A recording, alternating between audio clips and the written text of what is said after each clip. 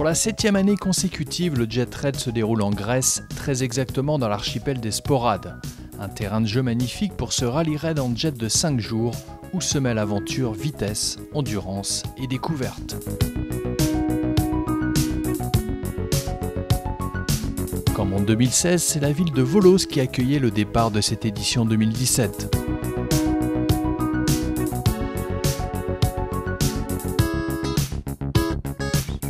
Nous avons encore choisi donc l'endroit de Volos, comme l'année passée, mais on a fait quand même un tout nouveau parcours de 1200 km, super fun, avec des nouveaux endroits, ils vont se régaler. En fait, les participants qui viennent au Jet Raid, c'est des participants qui recherchent un peu d'aventure. C'est un panaché de différentes courses, donc nous avons des flash races, on part d'un point A à un point B, maximum 50 km, des courses de navigation avec des points GPS, on a des courses de closed course, course en bouée, et alors on a des courses de consommation. Donc là c'est bien spécifique avec un plein, le pilote doit pouvoir arriver, relier le point A au point B. En Jet Raid, il y a la F1, donc un pilote, une machine. La catégorie F2, donc 2 pilotes avec une machine qui vont se relayer comme bon leur semble ou leur fatigue. Et alors la catégorie numéro 3, atmosphérique, donc sans turbo. Alors moi, ce que je dis à tous, c'est d'être constant, c'est de ne pas chercher la première place. Le Jet Raid ne se gagne pas dans un jour ou 2 jours. Comme aujourd'hui, il faut s'imaginer qu'il y a entre 3 et 5 courses par jour et c'est vraiment d'être très constant. Ça, je crois que c'est la réussite du Jet Raid. Ne pas chercher donc la machine la plus rapide, mais vraiment la machine qui va être le plus constant et surtout que le pilote, je leur dis à tous, soyez constants et vous allez arriver au bout.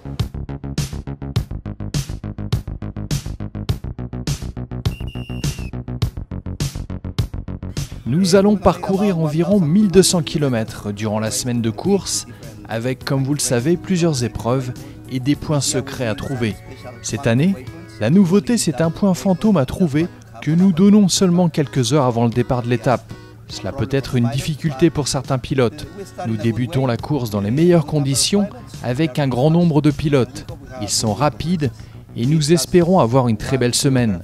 La Grèce propose une géographie incroyable, avec de nombreuses îles, des baies secrètes et des centaines de choses qui font que c'est un formidable terrain de jeu quand vous organisez le programme de course. Et je suis sûr que chaque participant prendra du plaisir à disputer la course tous les jours. Personne ne sait vraiment ce qui va se passer à la fin. Tout le monde peut gagner.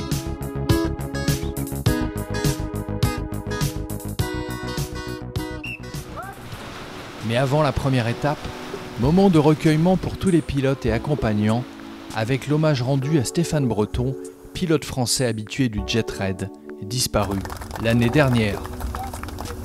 Le numéro 24, c'était un pote, un bon pote comme mon frère, quoi, voilà. Et donc l'année dernière, il nous a quittés au mois de juillet.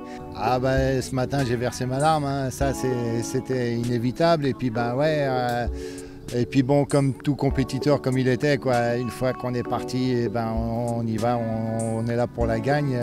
On est là déjà pour s'amuser, mais on y va aussi pour la gagne. Premier jour de course ce lundi 13 juin et une flash race de seulement 7 km en guise de mise en jambe, avant 2 autres courses l'après-midi, dont une offshore de 40 km.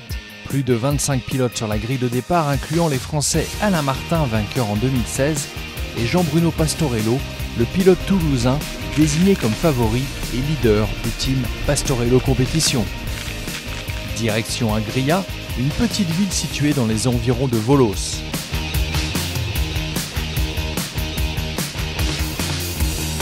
Sur cette mer plate, c'est Pastorello qui va s'imposer sans surprise en catégorie F1 devant le Portugais Paulo Dias et le pilote tricolore Bruno Vincendo, tous les trois aux commandes d'un Kawasaki Ultra 310. Je suis un pilote officiel Kawasaki, donc forcément j'ai un jet, un Ultra 310 chevaux. Kawasaki, un 3 places, un 4 cylindres suralimenté d'un compresseur qui navigue à peu près dans les 120 km/h. Nous on le monte, il fait 310 chevaux d'origine et avec la préparation on atteint les 380 chevaux à peu près. C'est une machine qui va de 0 à 100 en 3 secondes 4 alors que nos machines de course d'endurance vont de 0 à 100 en 2 secondes 8. On gagne encore de la puissance. Pour tous les raids et les offshore, c'est la meilleure machine à aujourd'hui sur le marché, je pense. 6 fois vainqueur de l'épreuve mais absent en 2016, Pastorello revient en force avec une stratégie très bien huilée. C'est une des plus belles courses qui existent. En Grèce, il n'y en a pas beaucoup dans le monde comme ça, donc on a décidé de revenir. Voilà, après je l'ai gagné 6 fois d'affilée. Premier jour c'est bien passé. Voilà, nos ambitions c'est de faire au moins un podium. Et si on peut remporter la victoire, ça sera le summum. Le plus difficile à gérer sur ces courses, c'est vraiment, je pense, le conditionnement du moteur du début à la fin.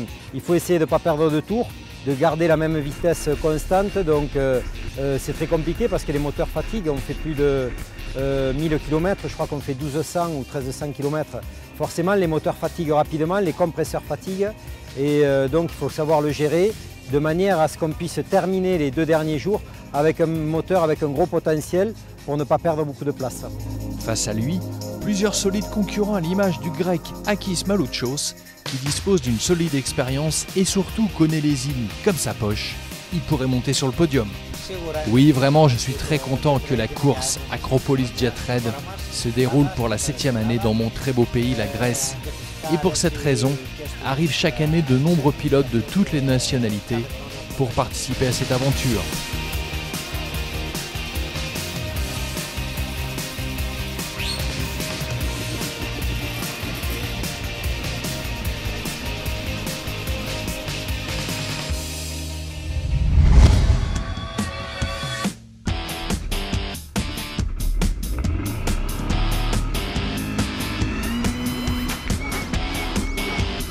Aventure qui se poursuit avec pour la 2e journée de la navigation et le fameux point fantôme à découvrir en direction d'Amaliapoli, charmante cité où se tiendra le bivouac. Concentrés sur leur GPS, les pilotes devront parcourir quelques 65 km, surveillés par leur tracker et dans des conditions météo largement clémentes pour flirter avec une bonne vitesse de pointe. Une fois encore, c'est Pastorello qui s'impose en F1 alors qu'en F2, c'est le team tricolore Lebas Janou, toujours sur Kawasaki, qui d'entrée prend le large côté classement général.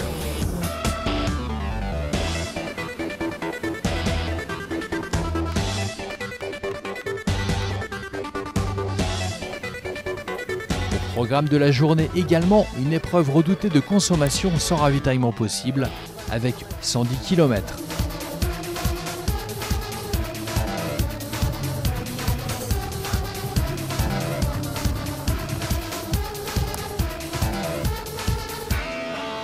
À la clé, pas mal de points et des pénalités possibles pour les meilleurs pilotes. Et en F1, c'est Jean-Marc Douki sur Yamaha qui prend la tête devant Paolo Diaz et Olivier Vidal.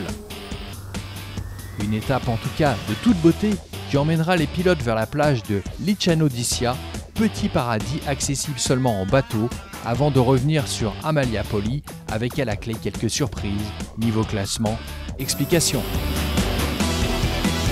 La première, ouais, j'ai gagné, donc impeccable. Et la deuxième, j'étais en tête. Et je suis tombé à 500 mètres en panne d'essence. J'étais obligé de prendre 2 litres pour finir et je me fais dépasser. Au dernier moment. C'est la 2e fois que je participe au Jet Raid en Grèce. Cette année, il y a de très bons pilotes de jet. Cette épreuve de consommation est assez compliquée, mais j'ai essayé de terminer avec les meilleurs. Aujourd'hui, la météo est excellente à Amaliapoli et j'espère aller au bout de la course. Bien, sauf qu'il a fallu mettre de l'essence. Donc les 10 points sont perdus. Mais ouais, bien, ça commence à bouger là, donc là c'est intéressant. J'espère que demain ça va bouger. Et le circuit, le paysage était sympa? Ouais, c'est sympa. La petite île où on a atterri là-bas, c'était vraiment sympa, un peu désert, il y avait des phoques sur le côté.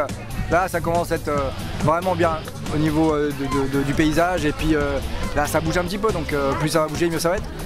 Je suis allé au bout, voilà, et j'ai pu arriver sans refaire donc le plein, quoi. Voilà. C'est aussi une grande originalité du Jet Raid. En dehors des épreuves de navigation, des grands prix d'endurance ont également lieu chaque année pour casser un peu plus le physique des pilotes et faire le spectacle au sein des villes étapes.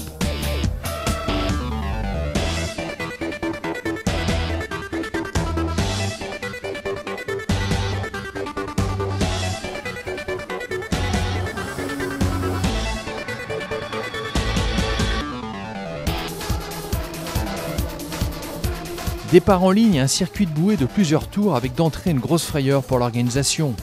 Bien placé dans le trio de tête et à la lutte avec Pastorello et Douki, Alain Martin va complètement perdre le contrôle de sa machine, déséquilibré probablement par un problème de coque. On est bien parti, je suis parti à l'intérieur. Je suis arrivé, j'ai poussé un peu tout le monde. Le problème c'est qu'Alain Martin était devant et il m'a passé, j'étais 3. Et en me passant, le jet est parti de côté et il est parti. Donc, je suis parti à l'eau. Moi, je suis passé entre Alain Martin et le jet. Donc il est vrai que ça m'a un peu perturbé pendant un tour. Verdict, une grosse blessure à la cheville et malheureusement un abandon dès le deuxième jour. Classement du Grand Prix, premier Pastorello devant Douki et Lamy.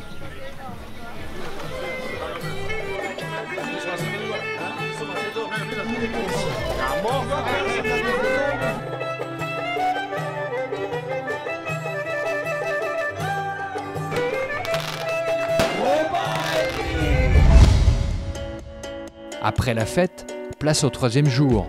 Au menu, un léger clapot cassant pour une épreuve offshore de 90 km au départ d'Amalia Poli. Sur le papier, rien n'est fait et une dizaine de pilotes peut encore jouer une place sur le podium final. Après Skopelos, au lieu touristique des îles Sporades, les riders vont avoir droit à une petite surprise à Mamamia, site emblématique de la Grèce.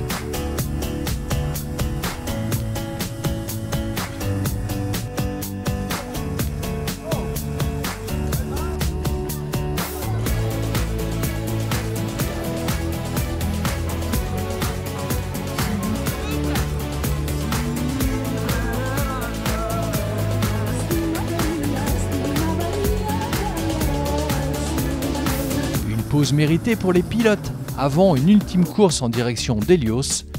Une édition 2017 qui a vu arriver aussi de nombreux participants attirés par ce concept mêlant course, aventure et convivialité. Témoignage.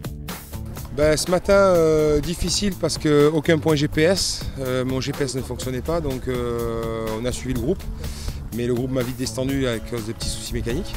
J'ai tenu bon jusqu'au bout, j'ai attendu les apneaux pour pouvoir revenir à la plage comme c'était convenu.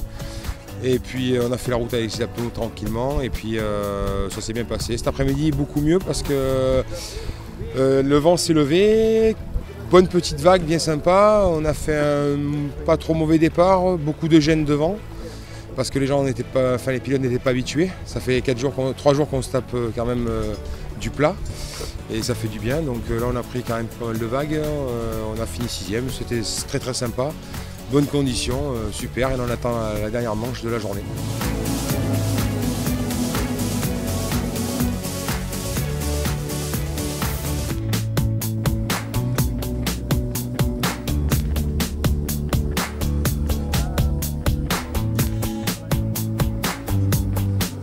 La dernière manche de la journée est là encore une domination sans partage de Jean-Bruno Pastorello, décidément imbattable sur ce jet raid. Il devance Bruno Vincendo et Jean-Marc Douki. C'était assez plat au final. Donc, comme j'ai un jet stock, ça marche pas super bien. Mais je m'en sors pas mal, je dois finir 7e quand même, parce qu'il y a eu pas mal de casses en fait sur le parcours. Aujourd'hui ça a été, j'ai fait 2 ce matin, enfin non j'ai fait 4 ce matin à la première, 2 à la deuxième, et puis là tout à l'heure je viens de faire 2 sur le Voy Race. Donc ça m'a permis de remonter au général, pour l'instant je suis 2, donc espérons que ça va rester comme ça jusqu'au podium. Côté grec, les ennuis mécaniques se succèdent pour Akis Malouchos. Et pour le champion national, pas question d'abandon. Il recevra l'aide des autres pilotes à l'image de Jean-Bruno Pastorello, belle image de fair play. Avant-dernier jour de course et là encore un long et beau programme pour tous les pilotes de ce jet raid en Grèce. Au menu, une épreuve d'orientation et un point fantôme à trouver avec un extra bonus via un impressionnant tunnel complètement naturel. parfois non sans difficulté. J'étais derrière Bruno Vincendo. Au moment où il passe, là, ça fait comme une grande houle. Et au moment, donc, à l'ABC de la grande houle, le rocher appareil sur le côté me tape sur le côté du jet et me désarçonne sur le côté droit. Toujours un peu de mécanique et de réparations diverses pour certains pilotes comme le grec Malouchos, victime lui aussi du rocher. Il profitera de l'espace de Skiathos pour remettre en état son jet.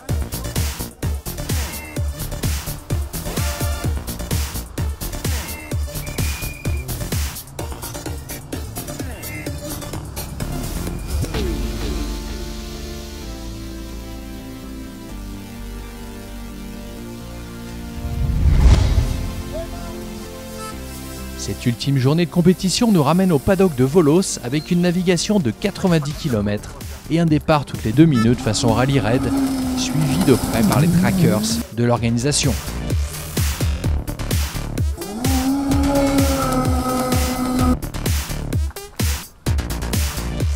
Si Pastorello est quasiment assuré d'une victoire F1, 3 ou 4 pilotes peuvent encore monter sur le podium avant le bouquet final, un Grand Prix en centre-ville de Volos. Explication. Cette année, j'étais en binôme avec Tino Gonzalez. Ça s'est bien passé, on va dire, malgré une grosse chute le mardi. Et je me suis énormément fait mal. J'ai des cervicales qui ont bougé. J'ai pas été bien dans les 2 jours suivants, quoi. Là, aujourd'hui, je pense que ça va bien marcher parce que j'ai bien récupéré. Et j'aimerais que ça bouge un peu plus que ça bouge aujourd'hui parce que pour essayer de gagner un peu plus de points sur le premier F2, quoi. Voilà. Pour moi, c'est un bilan un peu compliqué. J'ai une machine quasiment stock, donc moi, si j'ai pas un petit peu de conditions de mer, j'arrive pas à me placer. Bon, j'ai fait quelques belles places, 2, 3, 4, 5, 6, mais souvent ma place était 6e. Donc je visais un pied sur le podium, mais là, ma chance est très minime quand même. It was really good. Ah oui, c'était super, tout allait bien. J'ai une équipe fantastique, une machine fantastique. Je ne m'attendais pas à être aussi bien placé au classement. Tout fonctionne parfaitement. Et j'espère terminer la journée dans les meilleures conditions, en restant bien entendu à ce niveau du classement général.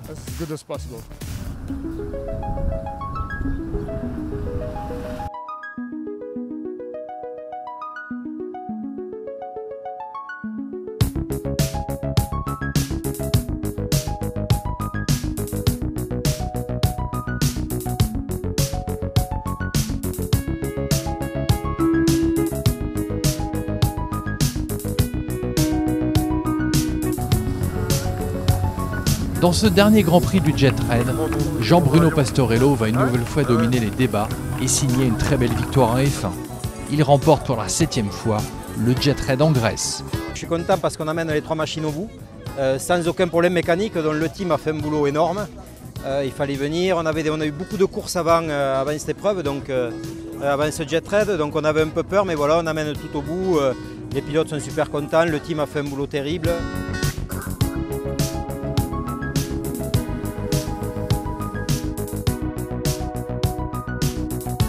Catégorie F2, moment d'émotion pour Éric Lebas, un vieux routard du circuit, et son coéquipier Philippe Janot qui participait pour la première fois à une compétition de jet. Ah bah c'est une plus belle, hein. Tu sais que je l'ai dit à mon pote Stéphane, on était là pour lui et je suis content d'avoir amené Philippe sur sa toute première compétition, hein. Il n'a jamais fait une seule compétition de sa vie et on gagne le Jet Raid en catégorie F2, on est super content. Voilà. Le podium, en débutant par la catégorie F1 atmosphérique, remporté par Charles-Henri Charpentier. En F2, on l'a vu, c'est le duo Lebas-Janot qui s'impose.